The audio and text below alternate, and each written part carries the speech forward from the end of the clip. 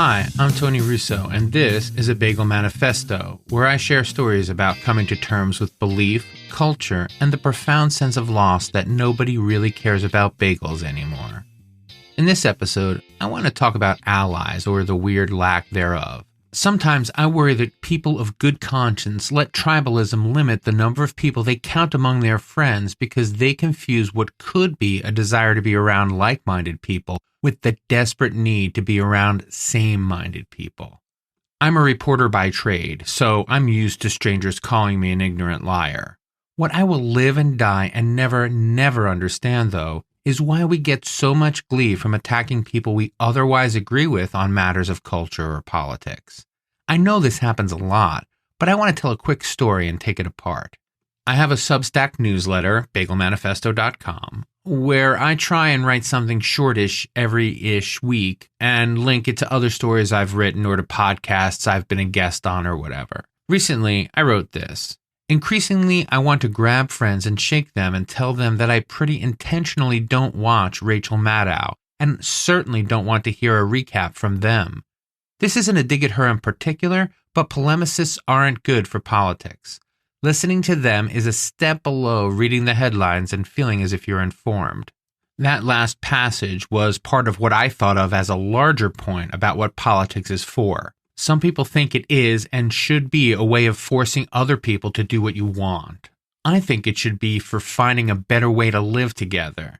In fact, when people say, I don't want to get political, they're actually doing politics. They're negotiating to keep the peace rather than igniting a screaming match.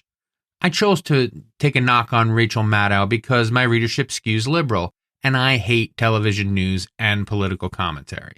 It runs on the kind of permanent outrage that I think is counterproductive at best. Also, I was being a little polemical myself.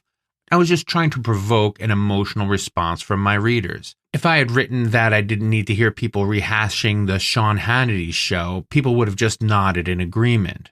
If I'm trying to do anything with this Bagel Manifesto, it is to take seriously that I am on the wrong side of things, or at least to get a better understanding of why people believe I'm on the wrong side of things. My aim with the Maddow crack was to undermine scorched earth thinking. Still, I was surprised by an angry email. This is how the email started.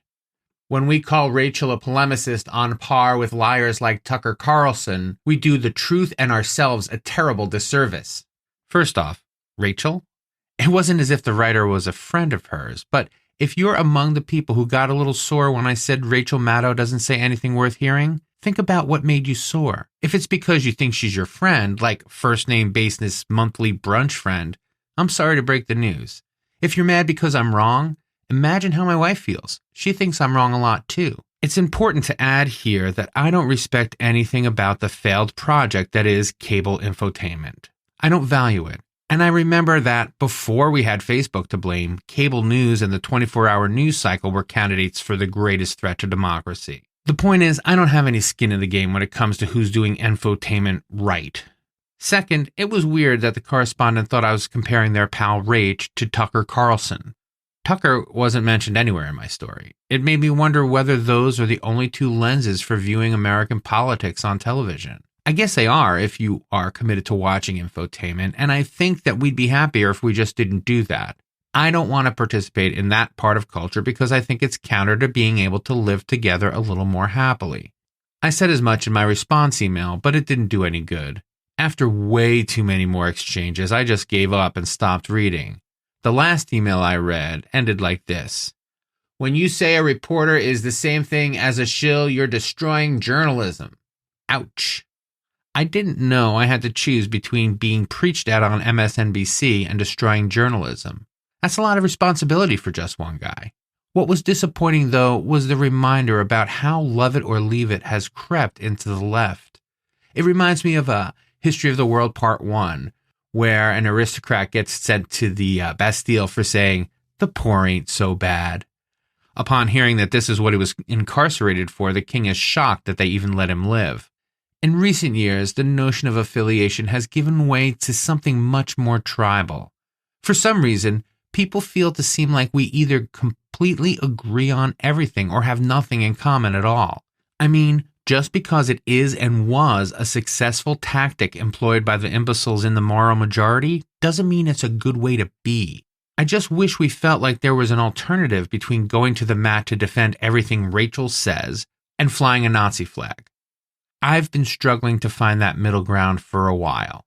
Now listen, I'm not saying anyone is in a cult. I am not saying anyone is in a cult. I am not saying anyone is in a cult.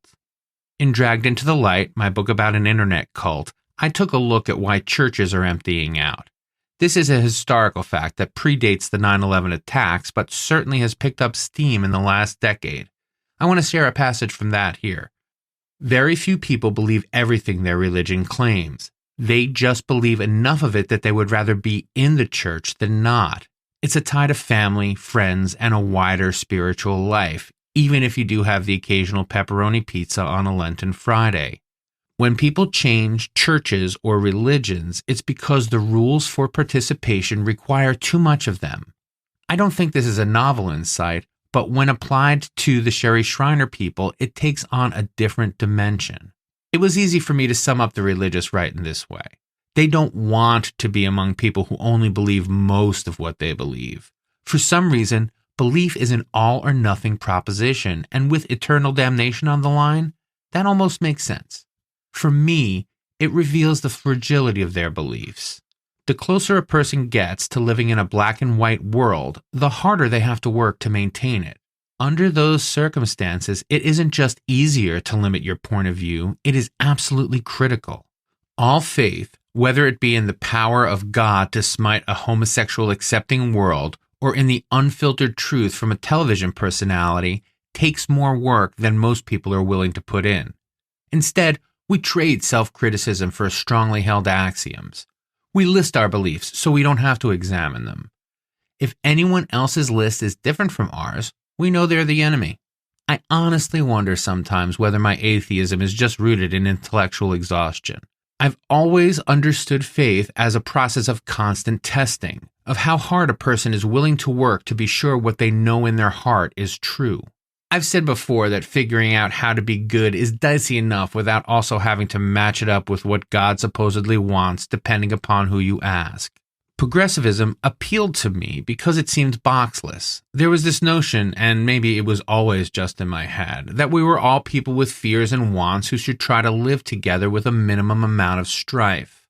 Labels were for the small-minded, as was appealing to God's rules. For me, being progressive was about a constant running critique.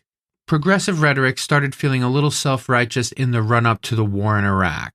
By the time Trump left office, it sounded an awful lot like the reactionary moral certainty I always associated, and maybe naively, with people on the far right. It's as if we, recognized that building consensus wasn't working and abandoned it for this up-and-down approach that made the right so politically successful. Watching people I thought were my allies give up the center and abandon critical faith for immutable truths doesn't feel different from people changing churches rather than examining their beliefs.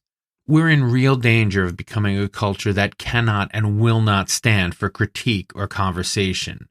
There's this creeping desperation to be right on all counts and at all costs that appeals to the fascist in all of us.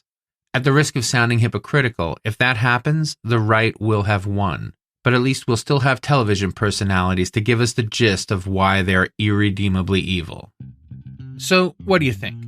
Even though I've been the only one talking for a while, I would love to get your impression. You can shoot me an email at bytonyrusso@gmail.com. If you want to send a voice memo along with that, I'd be happy to replay it and comment on it. If you'd like to support me, you can buy my book, Dragged into the Light, Truthers, Reptilians, Super Soldiers, and Death Inside an Online Cult. That's available wherever you get books. The audiobook will be out in the next couple weeks. I'm very excited about that. Stay tuned. You can also sign up for my newsletter at bagelmanifesto.com. Follow me on social media at @ByTonyRusso on Twitter, Facebook, and Instagram. This show has been written and produced by me, Tony Russo. Keep the faith.